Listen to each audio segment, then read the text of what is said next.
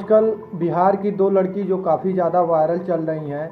एक लड़की का नाम है प्रिया सुहानी, जिसका बहुत ही जल्द भोजपुरी के सुपरस्टार खेसारी लाल यादव के साथ बहुत ही बड़ा एल्बम आने वाला है। दोस्तों आप लोग इस बिहार की वायरल गर्ल प्रिया सुहानी को ज़्यादा से ज़्यादा सपोर्ट करिए, क्योंकि दोस्तों ये बिहार के एक गरीब घर से बिलोंग करती है। इसका गाना बहुत ही जल्द भोजपुरी के सुपरस्टार खेसारी लाल यादव के साथ आने वाला है दोस्तों, जो कि वेब म्यूजिक से लॉन्च होगा। वेब म्यूजिक 20 लाख रुपए में इस लड़की का गाना शूट कर रहा है।